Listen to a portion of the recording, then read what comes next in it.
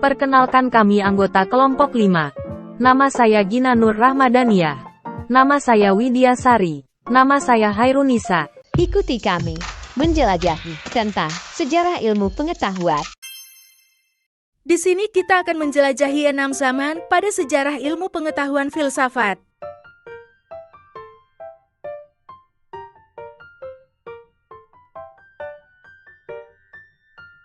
Oke guys, penjelajahan pertama kita yaitu adalah zaman pra-Yunani kuno. Zaman ini dikenal juga dengan manusia purba yang memanfaatkan alam. Terdapat dua masa, yaitu masa zaman batu dan masa 15.000 sampai 600 sebelum Masehi. Pada masa zaman batu terdapat penemuan alat batu, penemuan api, perunggu, dan besi, serta perkembangan pertanian dan ternak. Sedangkan pada masa 15.000 sampai 600 sebelum Masehi terdapat know-how dalam kehidupan sehari-hari, pengetahuan berdasarkan pengalaman, kemampuan menemukan abjad, kemampuan menulis, berhitung, dan menyusun kalender, serta kemampuan meramalkan berdasarkan peristiwa fisik. Berikut dapat dilihat beberapa gambar yang digunakan pada zaman pra-Yunani kuno.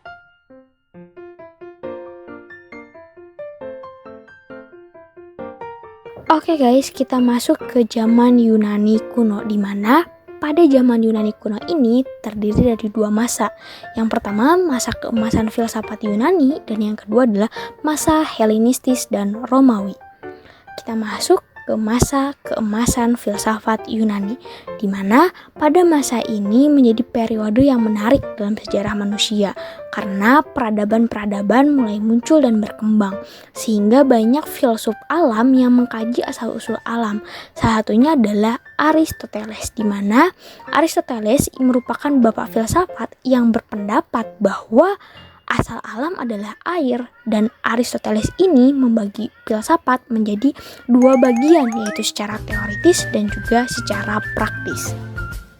Selanjutnya adalah masa Helenistis dan Romawi, di mana pada masa ini berkembanglah sebuah kebudayaan transnasional atau seperti ideologi atau kepercayaan masyarakat saat itu. Salah satu bukti berkembangnya ilmu pengetahuan pada masa ini adalah adanya Archimedes yang berperan pada bidang geometri, juga kalkulus integral yang menciptakan mesin-mesin katrol dan juga pompa ulir air gitu. Nah, aliran-aliran atau ideologi-ideologi yang muncul pada masa ini tuh ada 5. Ada stoisme, epikurisme, skeptisisme, eklektisisme, dan neoplatonisme. Hello everyone, di sini aku akan menjelaskan bagian zaman abad pertengahan. Pada zaman ini lebih berfokus ke ilmu metafisika, etika, dan epistemologi. Bagaimana caranya agar ajaran Tuhan mampu diseimbangkan dengan filsafat ilmu pengetahuan. Kemudian, filsafat pada abad pertengahan mengalami dua periode, yaitu periode patristik dan periode skolastik. Dari dua periode masa tersebut, dapat disimpulkan bahwa pada zaman ini sedang berkembangnya aktivitas keagamaan dengan semboyan Ancilla Theologia atau abdi agama dan menolak pemikiran rasional pengetahuan. Zaman Renaissance. Pada zaman ini terjadi kebangkitan atau kelahiran kembali ilmu pengetahuan setelah masa abad pertengahan yang gelap. Zaman ini berdampak signifikan bagi pemikiran manusia di seluruh dunia. Berikut adalah tokoh-tokoh yang terkenal di masa Renaissance. Di sini ada Leonardo da Vinci. Siapa yang tidak kenal dia, seorang yang melukis lukisan terkenal, yaitu Mona Lisa. Dan ini menjadi wujud nyata bahwa ilmu pengetahuan telah berkembang. Hai guys, kembali lagi bersamaku di zaman modern. Zaman modern ini terjadi di abad 17 sampai 20 Masehi. Dan di abad ini munculnya berbagai penemuan-penemuan dalam bidang ilmiah sehingga disebut masa rasionalisme. Dan di zaman modern ini ada 3 tokoh terkenal. Untuk yang pertama ada René Descartes. Beliau adalah filsuf matematikawan Prancis dan sering disebut bapak filsafat modern. Dan yang kedua di sini adalah Isaac Newton. Beliau adalah filsuf yang mendapatkan julukan Bapak Fisika Klasik dan menemukan hukum gravitasi. Dan untuk yang ketiga di sini ada Charles Robert Darwin.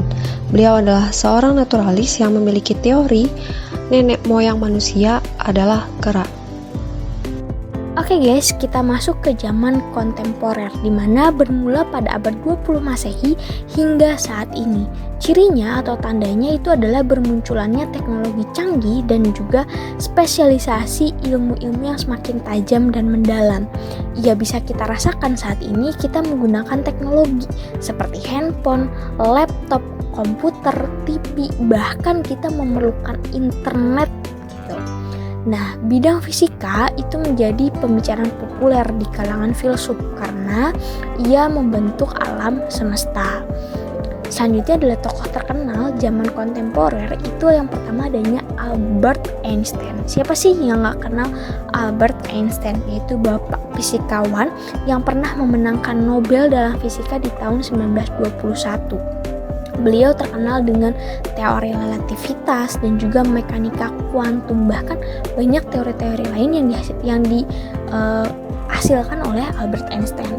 Lalu yang kedua adalah Ismail Al-Jazari, yaitu adalah seorang bapak robotika atau orang pertama yang menemukan tentang robot. Selanjutnya kita melihat dari sisi Indonesia. Di Indonesia, siapa sih nggak kenal dengan Bapak B.J. Habibie, sekaligus Bapak Presiden Republik Indonesia yang ketiga. Ia dijuluki Bapak Teknologi Indonesia karena mampu membuat pesawat terbang dan penemuannya pun diakui oleh dunia internasional. Bahkan beliau itu memiliki teori gitu berupa Great Progression Theory atau biasa disebut Habibie Factor atau Habibie Theory, di mana teorinya ini itu sangat berpengaruh bagi dunia penerbangan. Jadi dapat disimpulkan pula bahwa Indonesia juga mengalami perkembangan ilmu pengetahuan yang maju gitu. Salah satunya adalah satu bukti nyatanya yaitu Bapak B.J. Habibie.